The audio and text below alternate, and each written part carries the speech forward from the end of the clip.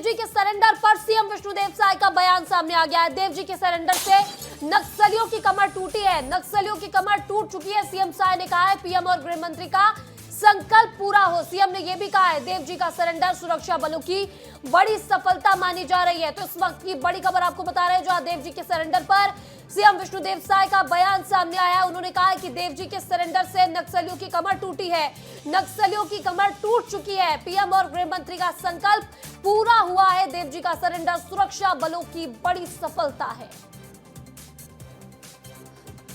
2 वर्षों से लगातार हमारे जवानों को नक्सल ऑपरेशन में सफलता मिल रही है और अभी देवा का आत्मसमर्पण करना वो भी बहुत बड़ी बात है। वो पीपी पोलित ब्यूरो मेंबर था। देवा के समर्पण करने से तो एक तरह से और नक्सलवाद की कमर टूट गई है, तो बड़ी सफलता है और निश्चित रूप से माननीय प्रधानमंत्री जी, गृह मंत्री जी का संकल्प पूरा होगा। तो इधर देश भर में नक्सलवाद के खात्मे की डेडलाइन का महज 38 दिन अब बाकी, और उससे पहले नक्सलियों के सबसे खुंखार नेता देवजी ने तेलंगाना में सुरक्षा बलों के सामने सरेंडर कर दिया है।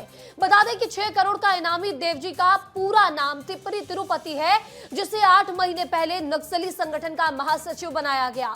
नक्सल संगठन में देवजी को सजीव, चेतन, कुम्मा, देवन्ना, सुदर्शन के नाम से जाना जाता है और 1980 में इंटरमीडिएट तक पढ़ाई करने के बाद देवजी रेंडकल स्टूडेंट यूनियन यानी कि आरसीयू से जुड़ा और नक्सलवाद की राह पर चल पड़ा। तेज दिमाग और त्वरित फैसलों की वजह से जल्द ही उस संगठन में बड़े पदों पर पहुंचा और सबसे पहले नक्सलियों की मिलिट्री इंटेलिजेंस विंग का प्रमुख बनाया गया। बाद में सेंट्रल मिलिट्री कमीशन का इंचार्ज और पोलित ब्यूरो सदस्य भी बना। 2025 में बसवा राजू की अगर बात की जाए तो बसव राजू के मारे जाने के बाद उसे नक्सल संगठन का महासचिव बनाया गया। देवजी को दक्षिण भारत में गुरिल्ला जोन का निर्माता माना जाता है और नक्सलियों की गुरिल्ला वॉर की ट्रेनिंग भी देता था।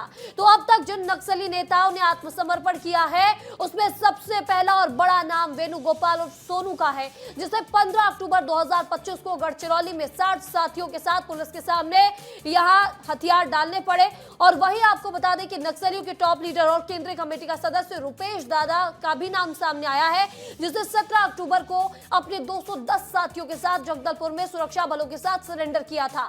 रुपेश पर 1 करोड़ रुपए का इनाम घोषित था। वही सरेंडर करने वालों में तीसरा सबसे बड़ा नाम था हिड़मा का।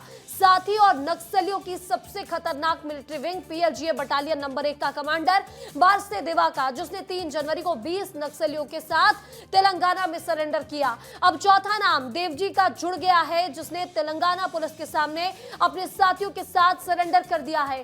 केंद्र सरकार नक्सलियों को खत्म करने के लिए अब फाइनल मोड में है और सुरक्षा बलों को दी गई 31 मार्च 2026 तक की डेडलाइन में अब महज 38 दिन बचे हैं। जवान लगातार ऑपरेशन चला रहे हैं। कुछ दिन पहले करेगुट्टा हिल में सुरक्षा बलों ने बचे हुए नक्सलियों के खिलाफ ऑपरेशन शुरू किया।